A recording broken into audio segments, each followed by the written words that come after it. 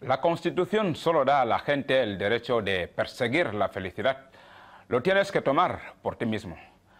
Con ese dicho o esta frase de Benjamin Franklin, político estadounidense, comenzamos el programa de hoy. Audiencia, esto es Impacto. Empezamos.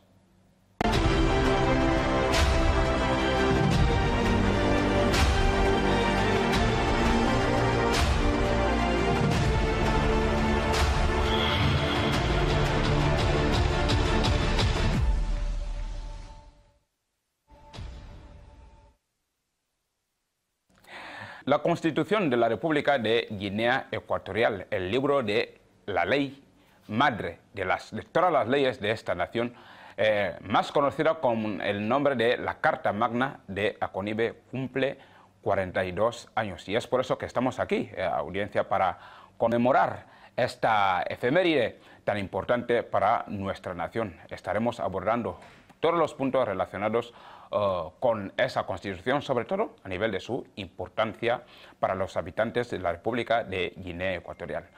Bueno, reciban nuestros cordiales saludos, están ya nuestros invitados aquí.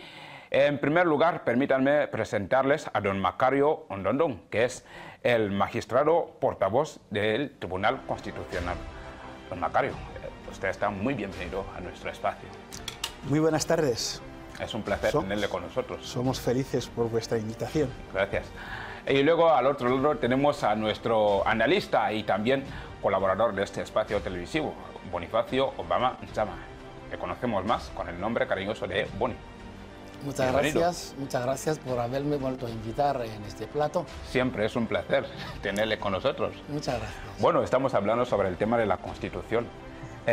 Cuando escuchan Constitución o Constitución de la República de Guinea Ecuatorial o simplemente digamos Carta Magna de Aconibe, ¿qué es lo primero que les viene en mente? Bueno, la Constitución, lo primero que nos viene a la mente es la idea de norma. La Constitución es la norma suprema del ordenamiento jurídico de una nación. Esta es la primera idea. Ya después hablaríamos de otras cosas. Sí. Bueno, como ciudadano, ¿qué piensas? Bueno, yo aquí como analista social, yo me quedo con dos palabras. Constitución viene de constituir, esto es construir. Sí. ¿Qué construimos aquí? Yo aquí lo que veo es, para construir algo, hace falta elementos que al unirlos se compone un todo. Y después tenemos la palabra fundamental. ¿Qué es fundamental? Fundamento. El fundamento es la base para, digamos, la base de cualquier cosa. Si queremos construir una casa, una vivienda, mejor conviene empezar por el fundamento. Luego, esta palabra fundamental me recuerda, digamos, la base para la construcción de un todo. Sí. En este caso vamos a estar hablando sobre nuestro estado, nuestro país, Guinea Ecuatorial. Bueno, hay un reportaje que han preparado nuestros compañeros, del cual me gustaría que al verlo podamos partir desde ese punto. ¿Ok, compañeros? Por favor, si podemos ver el reportaje. La Carta Magna de Aconibe es el documento que recoge la ley fundamental del Estado ecuatoguineano. Ilustra la libre expresión de la voluntad popular que encuentra su sede en el Parlamento Nacional. Su adopción oficial fue el 15 de agosto de 1982, llevando la denominación de Carta Magna de Aconibe en honor a la ciudad donde fueron desarrollados los trabajos de su confección, siendo el primer proceso electoral llevado a cabo en el país después de la época de triste memoria de 1979. Después de la obtención de la independencia de España, el 12 de octubre de 1968, la República de Guinea Ecuatorial se enfrentaba a conflictos externos e internos que debían ordenarse con el fin de constituir las bases de su democracia y empezar a caminar por sí solo. Bueno, este ha sido el reportaje, mucha información sobre la Carta Magna de Aconibe. Bueno, normalmente cuando hablamos de la Carta Magna de Aconibe ya estamos hablando ya de la tercera Constitución. Es decir, partimos ya de la Constitución establecida en 1982. Pero antes de esto, Guinea Ecuatorial ya viene existiendo como un Estado de Derecho, lo que significa que ya había otra constitución antes de eso, de la cual me gustaría que podamos partir. Por ejemplo, según las investigaciones, la primera constitución fue la presentada o la establecida en 1968. Eso ya en la independencia, durante la concesión de la independencia a nuestro país. En esa constitución, entre los dos puntos que yo he podido recoger ahí, se habla de, sobre todo, el establecimiento de partido único. En este caso interviene el entonces presidente Francisco Macías. Es decir, después de años las cosas cambian, después de un intento de golpe de Estado y tal, se rebela contra España y introduce un primer cambio en la Constitución, eso en 1971. Y ahí el establecimiento de partido único, aunque un año después se autoproclama presidente vitalicio. Me gustaría saber de esos dos puntos qué podemos sacar de esto. Bueno, si me concede la palabra, Okay. Hay cosas que matizar sobre el estudio y la investigación que usted ha podido hacer como profesional. Cabe señalar en la prehistoria del constitucionalismo actual, es decir, la Constitución de 1982 tiene una prehistoria, ¿no? Sí. En su evolución. Efectivamente se refiere a estos acontecimientos que usted acaba de mencionar. La Constitución de 1968 es fruto de un pluralismo político. No nace de una voluntad de una sola persona, de una persona única, Sí. sino que hubieron elecciones que dieron lugar a la aprobación de esta ley fundamental.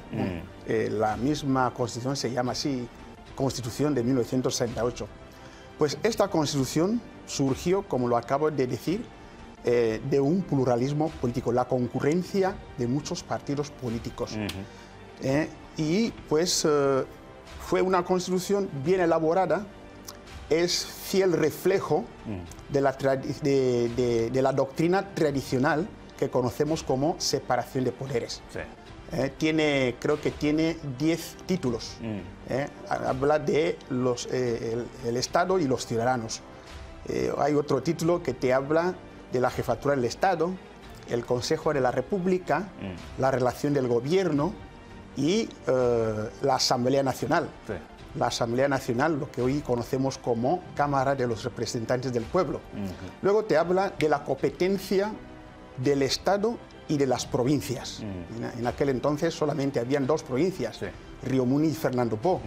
Y después te va desarrollando un poco lo que son, pues, la relación del gobierno central y las provincias. Después las provincias y los municipios.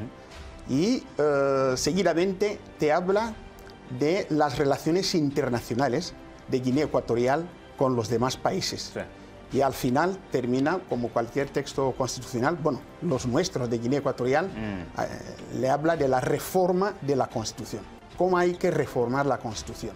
La propia ley fundamental ya te establece los mecanismos Sí. y los procedimientos de cómo hay que, digamos, reformar, revisar la ley fundamental.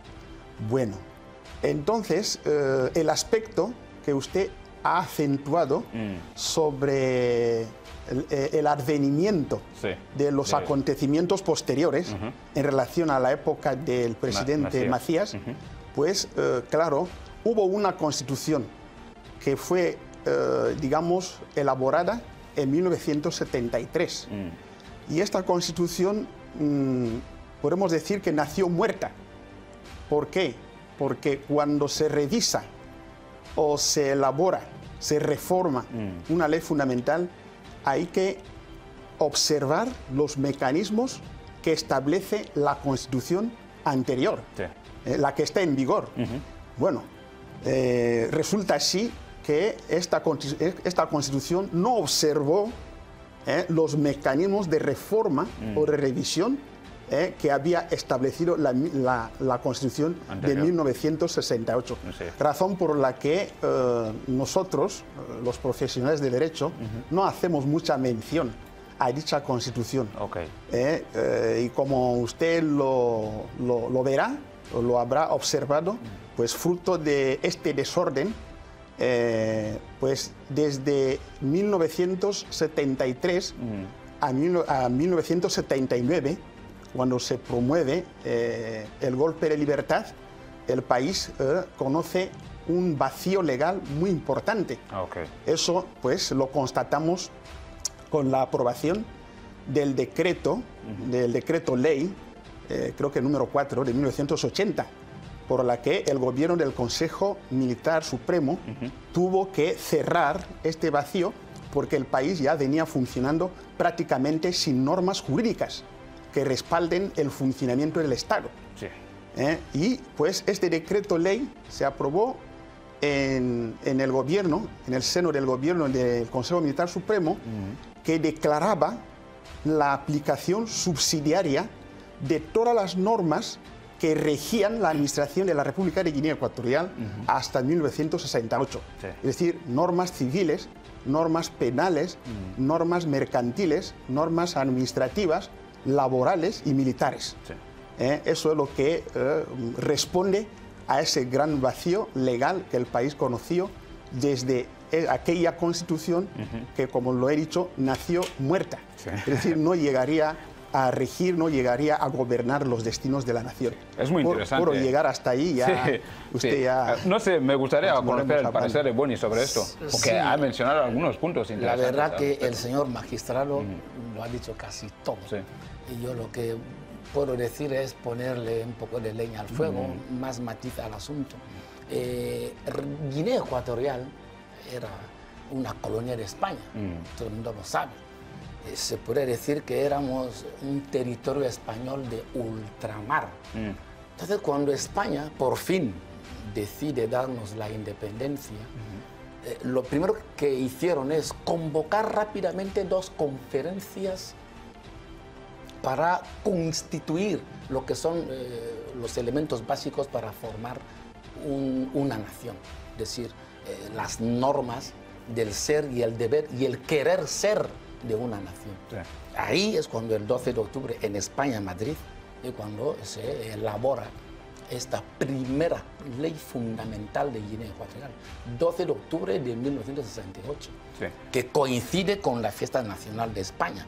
Entonces, a partir de ahí se crea esta norma. Y cuidado, Guinea Ecuatorial deja de ser una provincia de España y se convierte en un Estado soberano, independiente, que tiene todos sus derechos inherentes. Es decir, tiene que tener su propia población, tiene que tener su propio territorio, como no, tener su propio gobierno reconocido.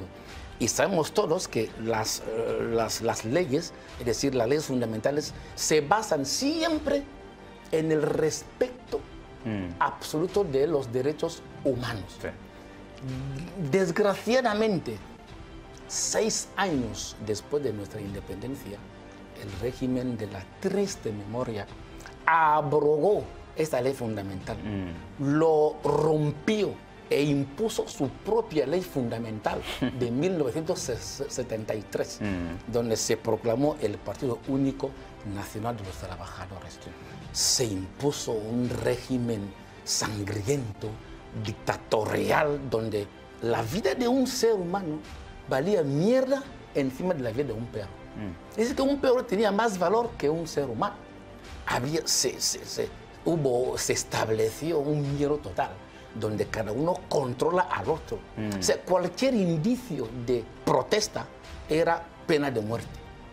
Los padres controlan a los hijos espían a los padres, los hermanos entre sí. Un caos total. Este ambiente de miedo, este ambiente doloroso, de pena, caló en los sentimientos de un joven militar, oficial de la Guardia Nacional, don Teodoro Obiangema Mbanzoa. A él se le entró la valentía de decir basta. Pero es curioso Porque cuando un gobierno totalitario que impone miedo, todo el mundo viste faldas. Pero lo curioso es cómo esta persona pudo tener esta valentía, este valor de enfrentarse a un régimen tan totalitario. Se armó de este valor y encabezó lo que fue la heroica acción del 3 de agosto de 1979, sí. Derrotando, claro está, al régimen de la triste memoria. Sí. A partir de entonces, Obiangima Banzoa, enfrente del Consejo Militar Supremo, inicia lo que es la democratización del pueblo de Guinea Ecuatorial, que trajo consigo lo que es la democracia, desarrollo, bienestar y la paz que hoy gozamos en Guinea Ecuatorial. Sí. Me llama muchísimo la atención todos esos puntos que has mencionado, partiendo desde el primer punto en el que, digamos, se otorga a Guinea Ecuatorial ese derecho de país independiente. Pero sucede que el documento del que estamos hablando, la Constitución, se elabora en España. Eso, no sé, como usted, que es entendido al respecto, no sé si era lo apropiado que pedimos independencia de España y que sean ellos también quienes elaboren nuestra Constitución, porque según he leído era el señor Miguel Herrero quien redactó la Constitución de entonces, de 1968. No sé si es bueno en términos de derecho. Bueno, le voy a contestar la pregunta con un símil. Usted cuando se casa en Guinea Ecuatorial, no sé de qué etnia usted será, ¿dónde usted prepara su matrimonio? Usted no tiene casa. Yo creo que usted tiene que ir a casa de tu padre y tu madre. Sí. Por lo visto, creo que en el lenguaje coloquial de nuestras calles se habla de madre patria. Guinea, que era hijo de España, o hija de España, perdón, tenía que ir a casa de su madre.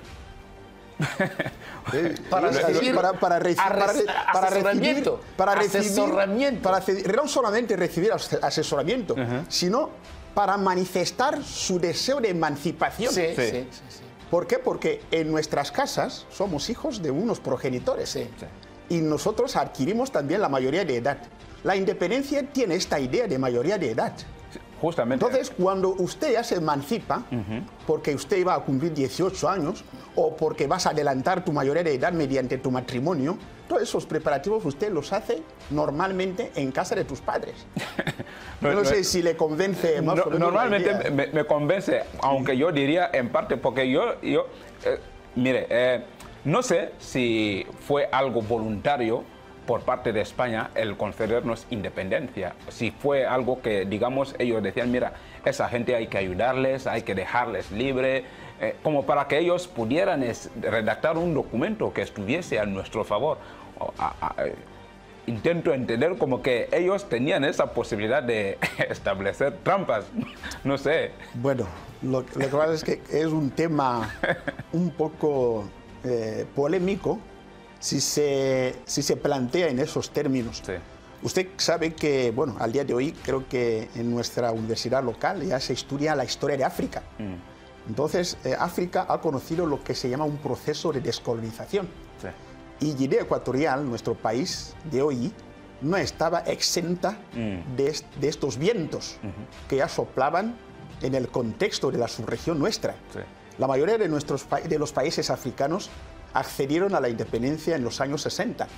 Nosotros la obtuvimos casi 8 años más tarde. Así es.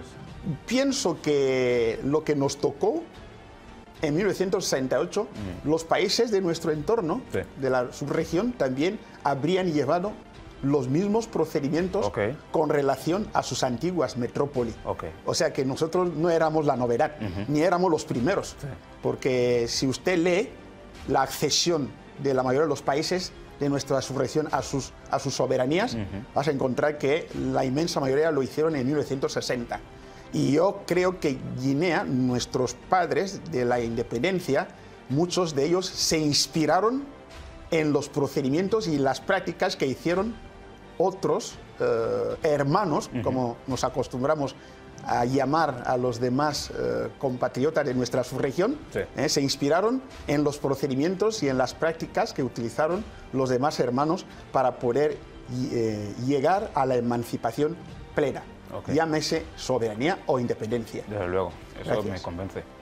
No sé si Boni quería decir algo al respecto. Porque... Sí, es verdad, porque mira, vamos a ver. Una cosa es que usted forma parte de un todo. Cuando usted forma parte de un todo, hay un todo, usted recibe instrucciones del todo. Ahora, cuando usted se emancipa, es decir, que se sale, es decir, que se descompone, o sea, se desconecta de este todo, usted tiene que tener asesoramiento. No es fácil dejar de ser una provincia de un país a ser un Estado independiente. Sí. Entonces hace falta asesoramiento, hace falta conocer. Y de hecho, yo lo aplaudo muchísimo que España al menos convocó 2 conferencias para elaborar la ley fundamental, porque una provincia se independiza. Entonces ellos nos asesoraron y pues nos redactaron lo que es la primera ley fundamental. A partir de ahí ya se venía, digamos, copiando de esa ley fundamental. Ya lo que nos interesa también depende de la idiosincrasia de cada país. Entonces, al menos nos sirvió de base para componer nuestra propia constitución en el futuro. Sí.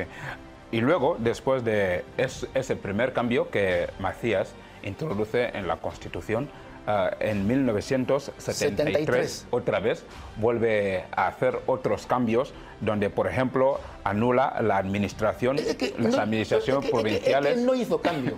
Es que derogó, rompió totalmente la ley que había.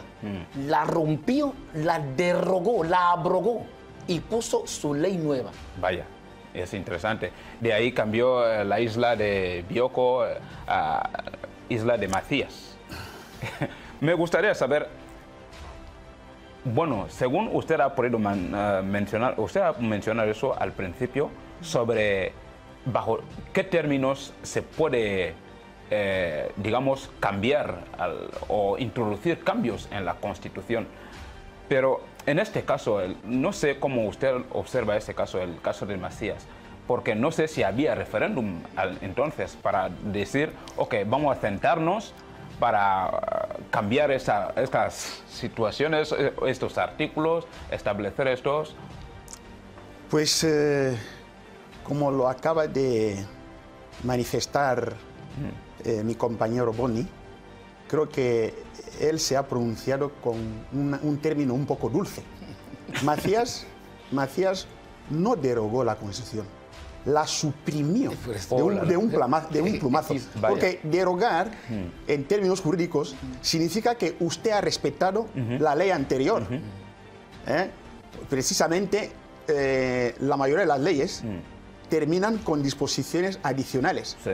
Disposición transitoria y disposición derogatoria. Entonces, claro, cuando se observa esto, es porque el legislador que actúa está respetando los procedimientos. De ahí podemos hablar de derogar. Okay. La actuación de Macías no fue una derogación, sino una supresión. Suprimió de plumazo. ¿Entiende, no? Pues acogiéndose a a las competencias que le reconocía aquella Constitución. ¿Por qué? Porque el presidente de la República tiene ciertas competencias con las que puede iniciar este procedimiento. Pero, como usted ha preguntado, cuando se inicia este procedimiento de reforma o revisión, no solamente actúa la jefatura del Estado. La misma ley te dice, por ejemplo, en la Constitución de 1968, que para que el nuevo texto tenga el aval, tenga la aprobación legítima del pueblo, tiene que ser, digamos, con el voto afirmativo de 2/4 partes de los representantes del pueblo, de los miembros de la Asamblea Nacional. Esto es lo que preveía la Constitución de 1968. Entonces, la pregunta es, es que en tiempo de Macías, para cambiar la Constitución de 1968, acató estos procedimientos, que es lo que estamos insistiendo más o menos, creo que estamos diciendo lo mismo, claro, porque cuando en una actuación administrativa usted no respeta los procedimientos, establecimientos, el acto administrativo que usted va a sancionar se deviene nulo de pleno derecho. Creo que las leyes actuales, ustedes que son más jóvenes, tanto la ley del régimen jurídico de la Administración General del Estado como la ley del procedimiento administrativo establecen esos principios. Y fue una actuación de un órgano del Estado, un órgano administrativo, que no obedeció a los procedimientos previamente establecidos por la norma que le reconocía la condición de jefe de Estado de aquel entonces. Entonces, podemos llegar... el acto, en términos jurídicos, era nulo de pleno derecho. Es mi modesta opinión. Sí, en este caso podemos llegar a decir que no sé si ese era el caso, que el presidente era, no sé si la figura suprema, la cual podía introducir los cambios que quisiera en la Constitución. O no había ningún otro órgano, digamos, como el poder legislativo, esos que pueden intervenir en el caso de que, digamos, el presidente... Sí, no sé si usted me ha cogido bien, sin ánimo de cortarle. Cuando le hablo de las mayorías de la Asamblea Nacional, se refieren a los diputados que habían sido elegidos libremente por el pueblo. Las elecciones que se convocaron, las elecciones que llevaron a Macías a ser presidente de la República. Entonces, estas mayorías que acabo de mencionarles, las 2/4 partes, las 2/3 partes del número total de los diputados, más uno, o sea, era una mayoría cualificada. Es decir, constituye el número legal establecido para que la iniciativa de reforma o revisión que tuviera Macías fuera legítima. Ahora bien, si, como dice el mismo texto legal, si el presidente de la República no decide someter este voto afirmativo de las 2/4 partes a referéndum, el texto se deviene firme, es decir, se deviene una ley legítima.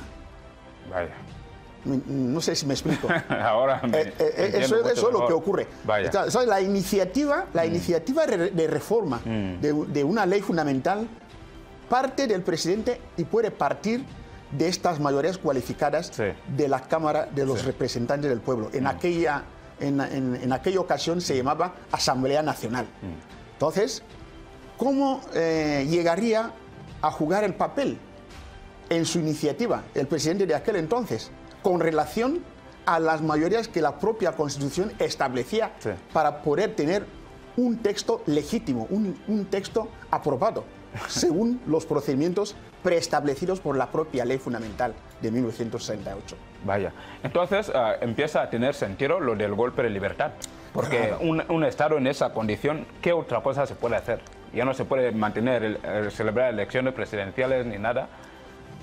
Pues tenemos al analista, pero yo creo que en mi primera intervención había destacado un gran periodo, el periodo más importante que en nuestra historia como país hemos conocido.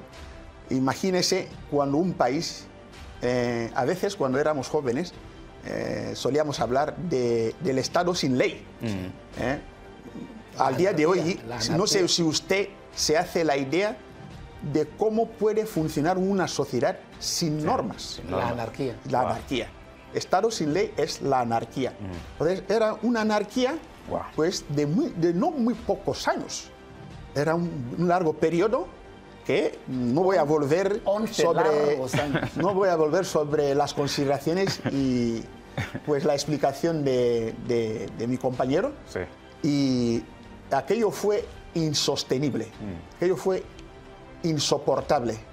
Yo creo que las razones por las que impulsaron en la persona de don Teodoro, el presidente de la República actual, para promover este golpe de libertad, esa era, entre otras razones, esa anarquía un sacrificio que toda la población experimentó en carne y hueso, claro, que dio lugar al golpe de libertad del 3 de agosto de 1979 y sucesivamente impulsó la nueva reforma que da lugar al nacimiento de la Constitución de 1982, que hoy conocemos como la Carta Magna de Aconibe. Sí. Pero esa Constitución también ha sufrido algunas modificaciones, es decir, que se ha ido introduciendo algunas reformas a lo largo con el paso del tiempo. Vamos a comenzar desde 1982, desde la abolición del partido único para establecer el multipartidismo. Y luego también otro de los cambios fue el cambio del Consejo Militar Revolucionario a un Consejo Militar Supremo. Entonces, estos cambios ya a nivel de derecho ya simbolizan o ya señalan algún cambio progresivo. Efectivamente, creo que la pregunta se me dirige. Sí, sí, es un cambio profundo, un cambio esencial para la andadura de nuestro país, sí, el cambio que el país conoció con la aprobación de la Ley Fundamental de 1982. Como le había planteado antes, el reflejo más importante de la primera Constitución, la de 1968, era un poco, pues, como lo he explicado, establecer las doctrinas que los guineanos de aquel entonces habían aprendido, la separación de poderes, sí, otros llaman división de poderes, el gobierno, la Asamblea Nacional, las provincias, el territorio, las competencias del Estado, las competencias de las provincias, los municipios, todo esto. Pero, ¿cuál es la novedad que nos trae la Constitución de 1982? Efectivamente, trae muchas novedades. ¿Por qué? Porque el Estado democrático y social de derecho que se plasma en dicho texto, podemos decir que ha sido la vocación misma de la andadura que conoce nuestro país hasta nuestros días. Si bien, si no recuerdo mal, como lo ha mencionado mi compañero, esa estructura, los cimientos y la construcción del mismo edificio de la nación, pues la debemos al texto que los padres constituyentes que se reunieron en la ciudad de Aconibe, pues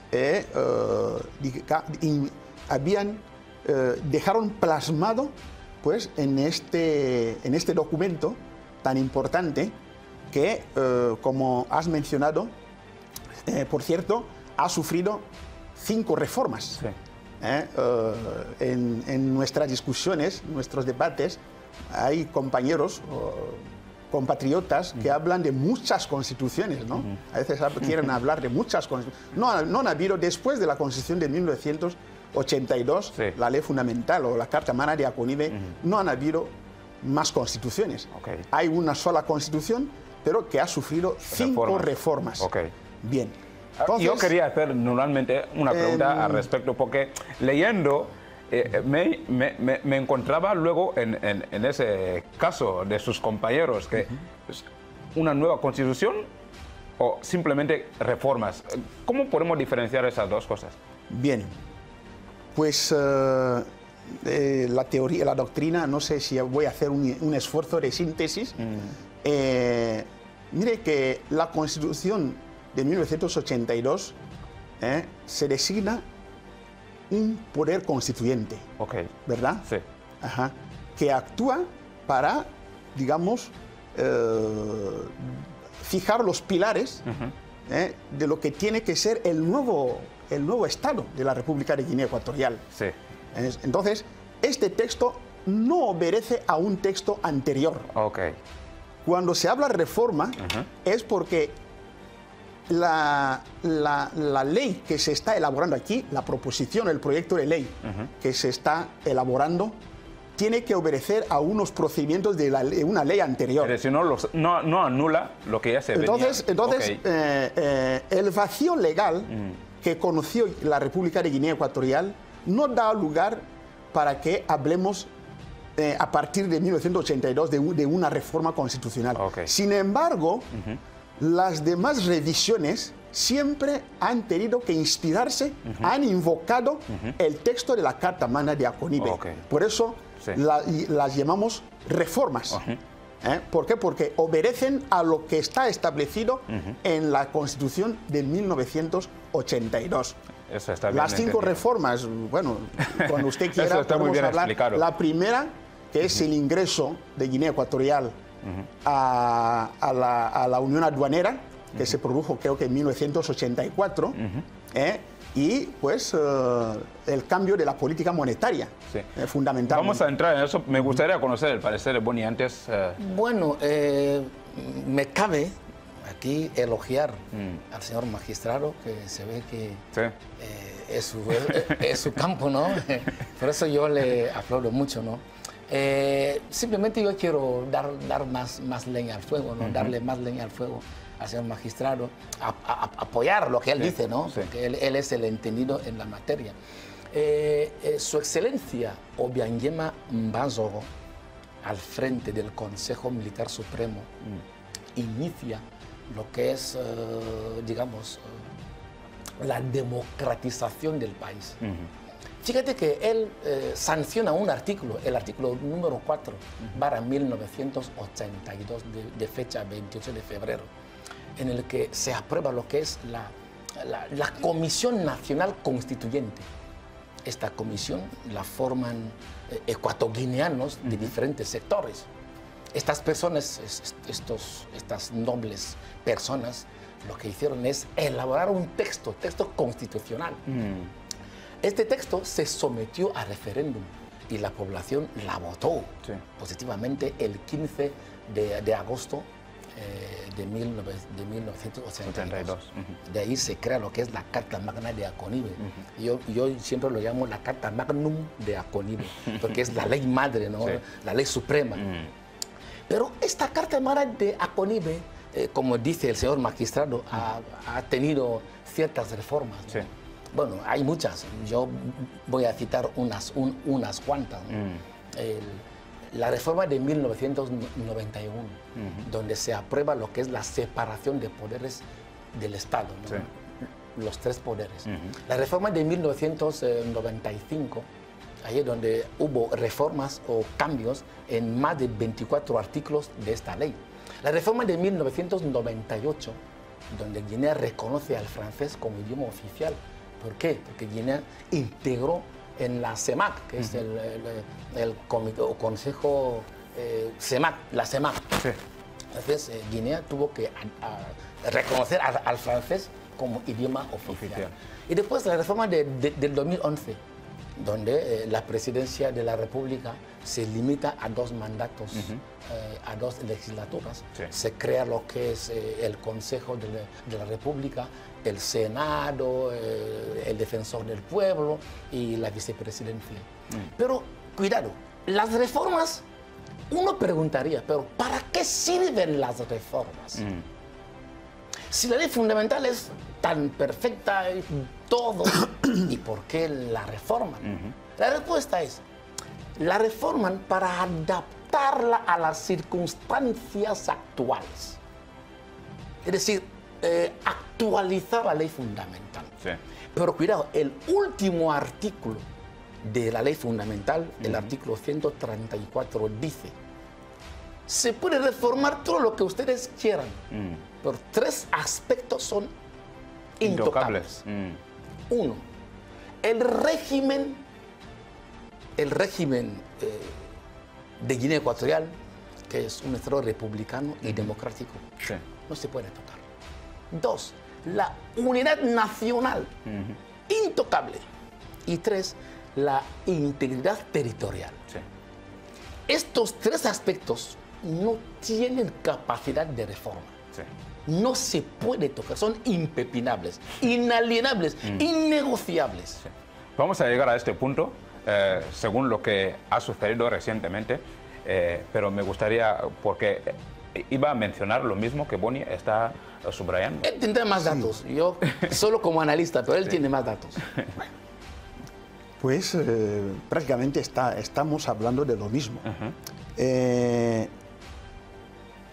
Hay una información que me hubiera destacado, o sea, me hubiera gustado destacar antes de entrar de lleno en estas reformas. Sí. No sé qué es lo que el tiempo nos dará. Vale, vamos a trabajarlo de esa manera. ¿Por qué? Porque en relación a la primera Constitución, tenemos que destacar novedades que nos trae la Constitución de 1982. Habíamos hablado del Estado democrático, Estado social de derecho, que en su día, en este plato, igual si usted nos hace otra invitación, para no aburrir a la audiencia, ¿no? De temas conexos, pero que cada uno de ellos podría formar parte de una audiencia independiente, ¿no? De lo que estamos hablando. Si la Constitución de 1968, como lo he dicho antes, era un fiel reflejo de la división de poderes, el territorio, las competencias del Estado, las provincias, pues esta Constitución de 1982 nos trae novedades. Nos trae novedades porque esta información redunda en una de las preguntas que he encontrado en vuestro guión. ¿Qué importancia tiene la Constitución? Entonces, la Constitución, según los grandes entendidos, ¿no? Normalmente tiene una parte dogmática y otra parte que es orgánica. Entonces, la parte dogmática más o menos corresponde a la mención que ha hecho el compañero. La parte que se refiere a los derechos y libertades fundamentales, aparte de la configuración del propio Estado. Recoge la configuración de lo que es el país, sus principios rectores y los derechos y libertades fundamentales de las personas. Entonces, la Constitución anterior, la primera, no se expresaba en esos términos. Entonces, la Constitución de 1982, la Carta Magna de Aconibe, nos trae otras novedades, los derechos, porque no es lo mismo que le hagan una lista, un listado de derechos, o usted se entera por medio de las Naciones Unidas qué derechos tienen los humanos, qué derechos tienen las personas, que estos derechos estén reconocidos en una ley que es de tu país. Y es que, claro, cuando se abre las páginas de la ley fundamental de 1982, pues surgen cuestiones que igual no vas a encontrar en la primera Constitución, a nivel de la economía, a nivel social, a nivel de la educación, la familia, el derecho de propiedad, el derecho al trabajo, etcétera, etcétera. La consideración de la mujer, el respeto a la vida, todos esos aspectos están muy bien reflejados en la Constitución, en la Ley Fundamental de 1982, aparte de la reestructuración que conoce los órganos del Estado. Es en este sentido más o menos como se puede leer la Ley Fundamental que nació con ocasión del trabajo elogiable que hicieron los padres constituyentes en la ciudad de Aconibe. Sí. Y es justamente lo que estamos celebrando, lo que está celebrando la República de Guinea Ecuatorial. Y luego, como le decía a Boni, viene el caso que hemos visto recientemente en la provincia de Annobón, lo cual me gustaría saber aquí, porque muchas cosas se ha dicho, y entre esas es que la Constitución no contempla esto. ¿Cómo todo ciudadano ecuatoriano puede entender esto, que es imposible? No es que es difícil, sino es imposible. ¿Cómo los ciudadanos nativos de este país lo pueden llegar a entender? Bueno, la Constitución no es un juguete, un juguete que se puede manejar al antojo, cambio la pieza, pongo la otra. Sí. Es nuestra ley madre, la ley suprema. Entonces, sí o sí, es de obligatorio cumplimiento. No podemos jugar con la ley fundamental de Guinea Ecuatorial. La indivisibilidad del país es inalienable. Hay formas para intentar modificar un artículo de la ley fundamental. Sí. Eso lo sabe el señor magistrado. Una serie de cosas, de pasos que hay que dar. Pero no es fácil. Por eso la verdad es que leamos un poquito. El último artículo, como he mencionado antes, el artículo 134 de la ley fundamental de Guinea Ecuatorial, es el que cierra. El último, no el primero ni el segundo, el que cierra la ley fundamental. Dice lo que he dicho antes, que el país es indivisible.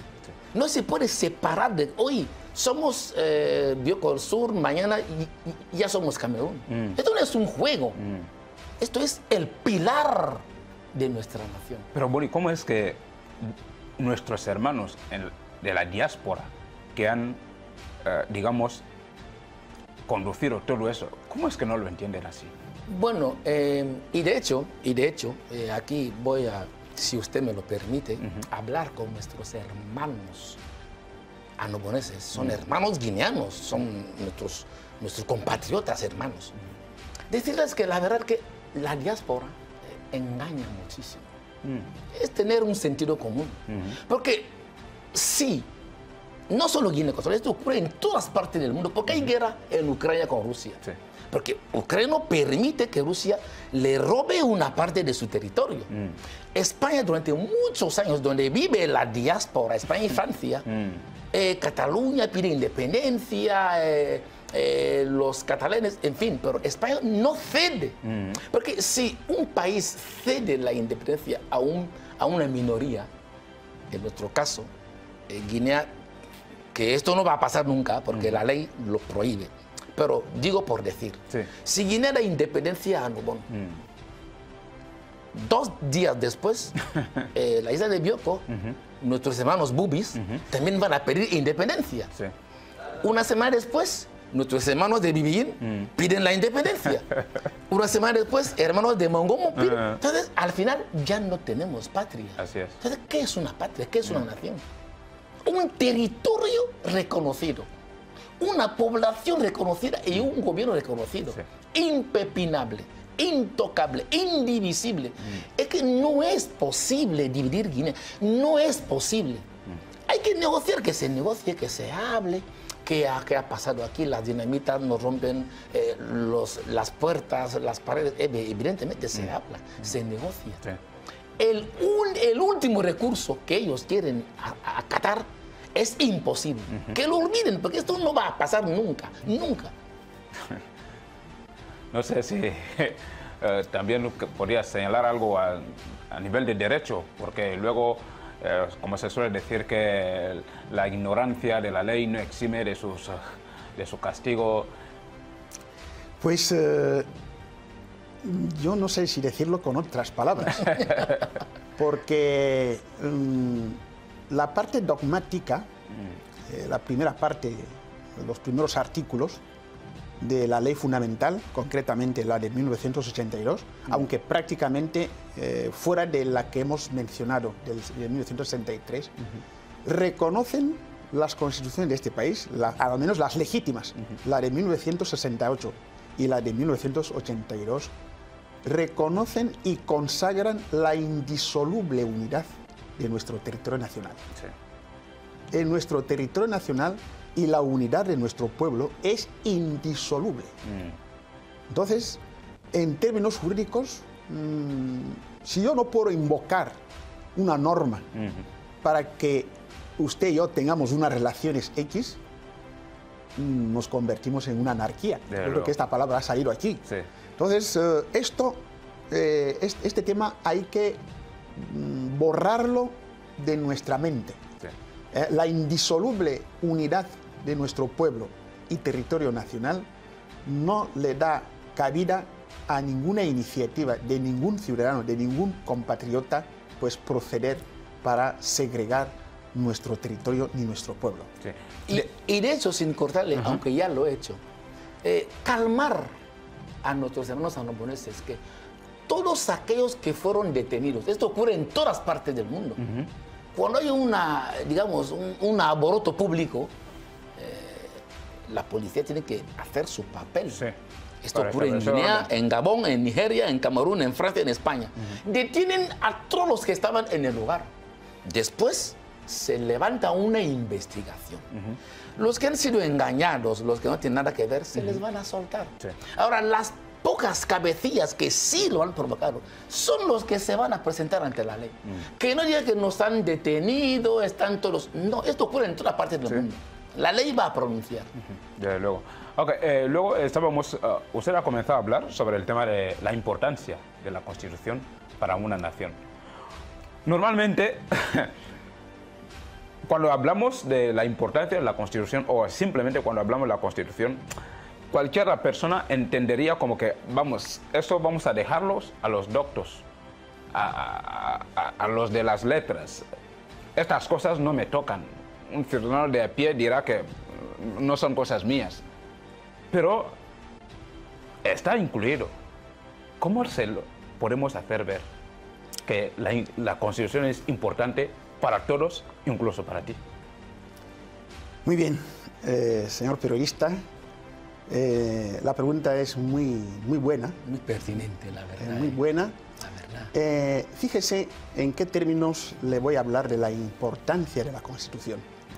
El compañero Boni había resumido sucintamente las reformas que ha sufrido la actual Carta Magna de Aconibe, que si no me falla la memoria habrán sido 5 o 6 reformas. Entonces, cada reforma tiene un tema fundamental. Sí. Tiene un tema fundamental y de los que él ha mencionado, ha dejado uno que me parece de una hondura singular. ¿Por qué? Porque la reforma de 1995, si no recuerdo mal, se refiere al título 2, capítulo 7, me refiero a la creación del Tribunal Constitucional. ¿Qué es el Tribunal Constitucional? El Tribunal Constitucional, la creación de un órgano del Estado que vela por el respeto y para preservar los derechos fundamentales que están en la Constitución. Fíjese que si la misma Constitución ya reconoce la separación de poderes, legislativo, ejecutivo y judicial, que en caso de controversias, pleitos, que podemos conocer en la sociedad, ya sabemos dónde ir. Sí. Están en el orden penal, en el orden administrativo, contencioso administrativo, en el orden civil, mercantil. Podemos dirigirnos a los tribunales de nuestro país y hay una ley de planta judicial, la Ley Orgánica del Poder Judicial, que reconoce 3 instancias. Si es materia penal, si es materia civil, tal. Y usted puede, desde la primera instancia, puede ser laboral, penal o administrativo, hasta la Corte Suprema. Sí. Pero alguien preguntará, ¿y es que estos tribunales de la jurisdicción ordinaria no aplican la Constitución cuando en nuestro Estado de Derecho, en nuestro Estado democrático de Derecho, se crea un órgano especial para velar por los derechos fundamentales y libertades públicas? Fíjese si es importante la Constitución. Entonces, ¿qué significa? Significa que cualquier acto o decisión de un órgano del Estado que viola, que vulnera lo estipulado, lo previsto en la Constitución, hay un órgano del Estado que resuelve para hacer ver a la sociedad que hay una norma que tiene una supremacía singular por encima de todas las normas que tenemos en el orden jurídico, en el ordenamiento jurídico de nuestro país. Entonces, de muchas maneras podemos hablar o acentuar la importancia de la Constitución. Sí. Y es que una de estas relevancias está pues, en esta reforma que se hizo, porque antes nuestro país tenía una sala constitucional en la Corte Suprema de Justicia. Y hay una ley orgánica de 1993 que desarrollaba aquel capítulo, ¿no?, sobre la creación de una sala constitucional. Pero la andadura de nuestros gobernantes, de nuestros políticos, ha desembocado desde 1995. He estado en otras latitudes, en otros escenarios, con nuestros hermanos vecinos, pues hay países que no llevan ni siquiera 3 o 4 años que han creado la Constitución. Está en misiones de unos países de nuestra subregión. Vaya. Sí. Puedo mencionarlos, pero es que ni siquiera tenían la Constitución. Yo cuando ya me presentaba como magistrado del Tribunal Constitucional. Entonces, quiere decir que los políticos, la política que se lleva en este país en la persona del actual presidente, pues se ve que ahí se refleja una preocupación muy singular, muy relevante de lo que es la importancia de la Constitución. Porque, hombre, podríamos, digamos, limitarnos con que se pronuncien los tribunales ordinarios. Sí. Pero según las competencias de esta reforma de 1995 que tiene el Tribunal Constitucional, conociendo los recursos de amparo a nivel de la vulneración de los derechos fundamentales y libertades públicas y los recursos de inconstitucionalidad, porque cualquier norma infraconstitucional, es decir, leyes ordinarias, decretos leyes, reglamentos, todas las normas que están por debajo jerárquicamente de esta ley madre, que está en la cúspide de la pirámide del ordenamiento jurídico, cualquier norma que se enfrenta a la ley fundamental puede ser objeto de un recurso de inconstitucionalidad, amén de otras competencias que la propia ley fundamental reconoce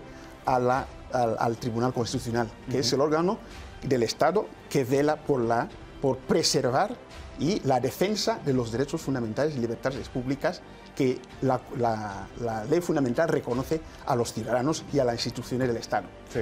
Boni, cuando hablabas, hacías una pregunta que también ha llamado mi atención, el hecho de que los ciudadanos no leen nuestra Constitución. Pues sobre todo, he visto algunos países, por ejemplo Estados Unidos, y también lo he visto recientemente en Venezuela, que tienen una Constitución algo de ese tamaño, una cosita así.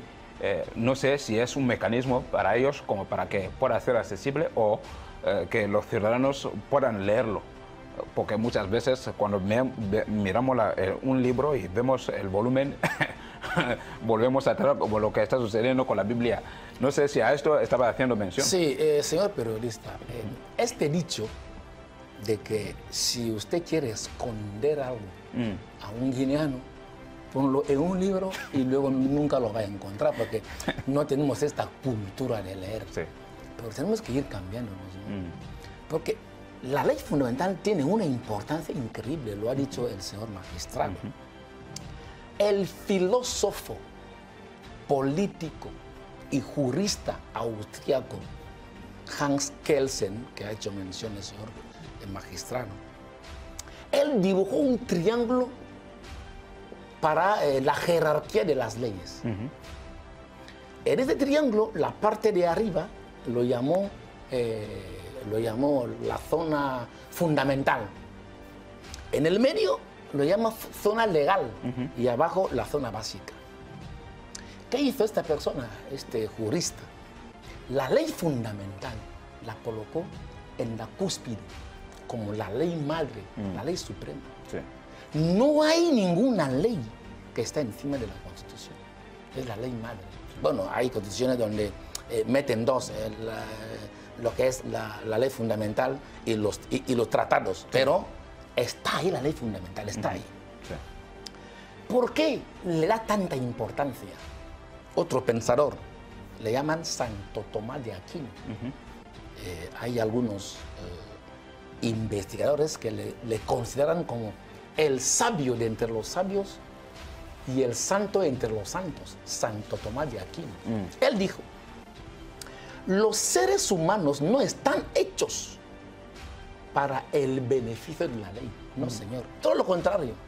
Las leyes sí que están hechas para el beneficio del ser humano. Santo Tomás de Aquino. Es decir, que las leyes, las normas, nos hacen vivir con dignidad en un ambiente de paz. Sí. Pongo un ejemplo. Si tenemos un coche, para que veamos de qué importante tiene la ley fundamental. Tenemos un coche. Este vehículo, este coche, es una nación. Sí. Ahora, los habitantes, la población de esta nación, son los pasajeros. Sí. Las ruedas de este coche y el motor son, digamos, los tres poderes del Estado. Es un ejemplo. Ahora, los altos mandatarios, los dignatarios, los altos funcionarios son los conductores. Sí. Y el jefe del Estado es el jefe de conductores. Presta mucha atención. Para que este vehículo pueda funcionar normalmente en las vías públicas sin ninguna incidencia, falta un detalle importantísimo: el código de circulación. Sí. Si no hay código de circulación, este vehículo no llega a su destino. Sí. El valor que tiene el código de circulación en las vías públicas es el mismo valor que tiene la ley fundamental para un Estado. Sí. Es digamos, la columna vertebral, tendón de Aquiles. Esta es la importancia que tiene la ley fundamental para el funcionamiento normal de un Estado. Sí, desde luego. Hay una pregunta que me está surgiendo. ¿Qué es lo que sucede cuando en la Constitución, digamos, hay vacíos legales? Que hay ciertos aspectos que no están contemplados en la Constitución, pero que, por ejemplo, como estamos viendo, el mundo, en el escenario en que nos encontramos hoy en día, ya hay tantos movimientos, tantas ideologías y todo lo demás. ¿Qué sucede cuando todo eso no está contemplado en la Constitución? Le voy a contestar con un ejemplo de una de las competencias que ostenta el Tribunal Constitucional. No solamente conocemos los recursos de amparo contra los actos de los tribunales de justicia o actos de ciertos órganos, funcionarios del Estado, sino también, como le he explicado, he mencionado los recursos de inconstitucionalidad de las posibles normas que pueden vulnerar la Constitución, y la propia ley ya establece quiénes pueden promover estos recursos de inconstitucionalidad. Sí. Ahora bien, para la pregunta que planteas, la cuestión que planteas, ¿qué pasa con un posible vacío legal? Es que la Constitución no solamente es la norma suprema, sino que es el tejado para la supervivencia de las demás normas.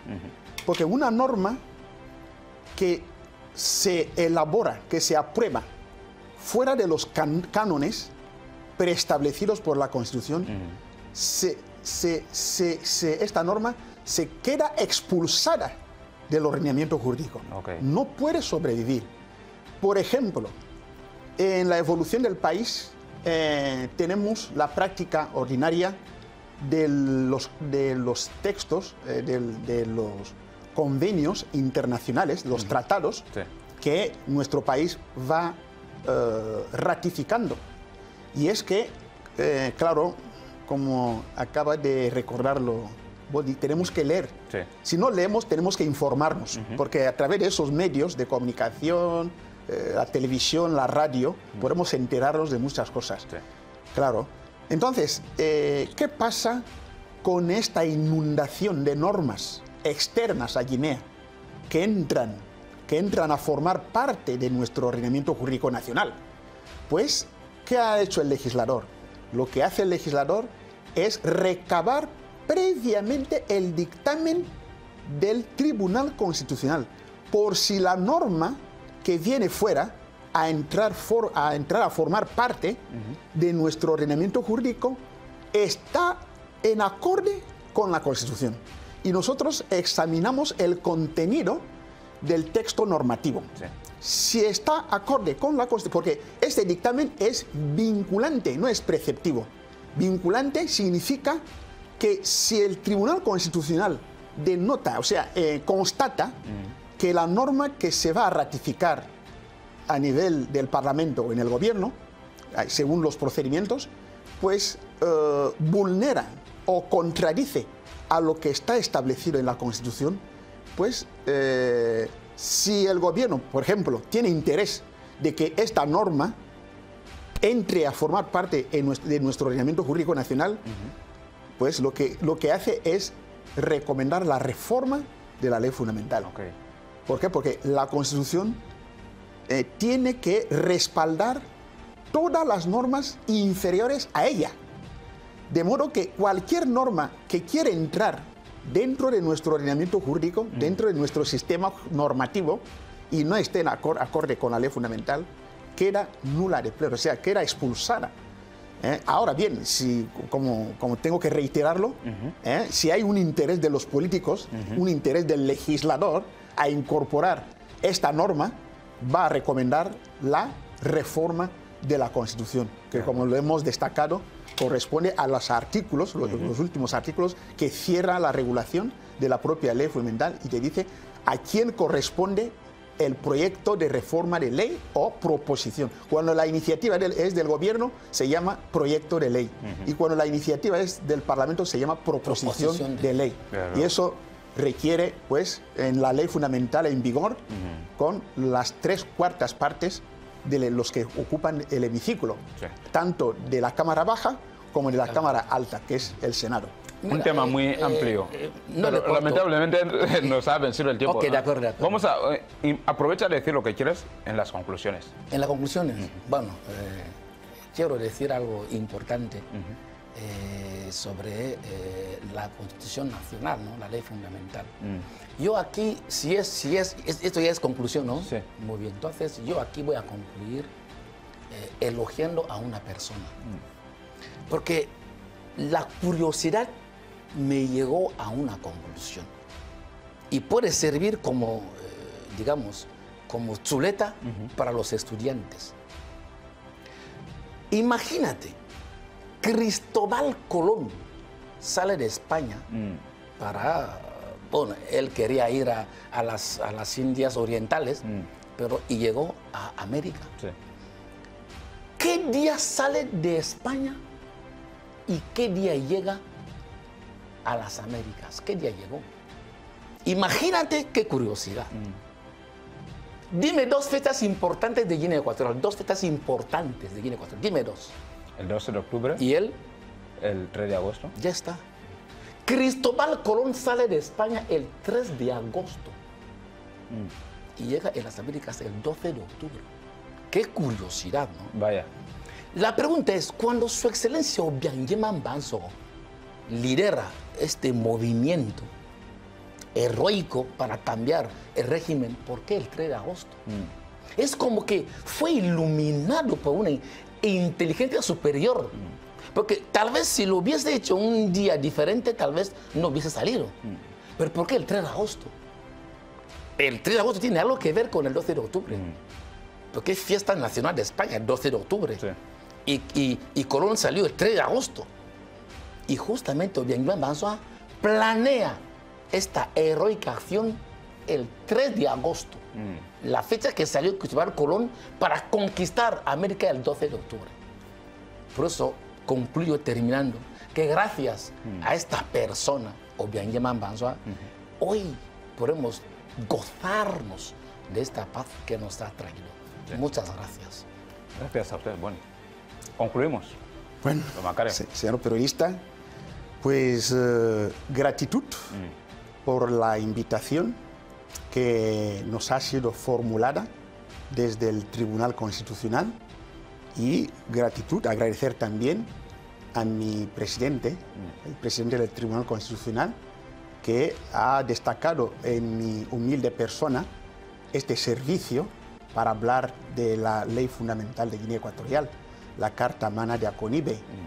Pues a modo de recomendación diría que quizás esos debates de curiosidad no deberían terminar con ocasión de la celebración de esta fiesta, sino cuando ustedes, porque los medios de comunicación tienen un poder muy influyente en la sociedad y nuestra sociedad necesita conocer de lo nuestro, no solamente por lo que circula en las redes sociales, por lo que nos viene fuera, artículos importados, sino la propia realidad nuestra.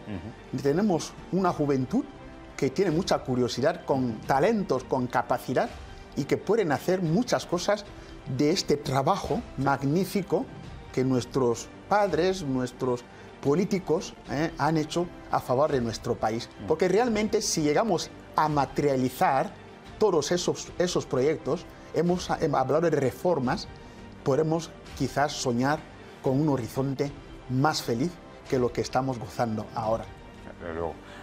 De verdad, don Macario, muchísimas gracias. Boni, ha sido un placer tenerles en este espacio. A ustedes. Muchísimas gracias por toda la información. Ha sido muy gratificante. Audiencia, muchísimas gracias por estar con nosotros. Como hemos podido escuchar en las conclusiones, es muy importante conocer nuestra Constitución, de manera que si no lo habías leído nunca, pues es una buena oportunidad para leer este libro tan importante que circula por ahí. Incluso ya hay algunas señales, o queremos decir, algunas aplicaciones en las redes sociales que contienen la Constitución de nuestro país. Queremos felicitar a todos los órganos que están celebrando esta efeméride tan importante para Guinea Ecuatorial, sobre todo al Tribunal Constitucional por esta fiesta tan importante. A todos ustedes, muchísimas gracias, y como ha señalado Boni, también al presidente de la República, que es uno de los pioneros de esta obra. Así que muchísimas gracias y nos vemos en el próximo capítulo. Adiós.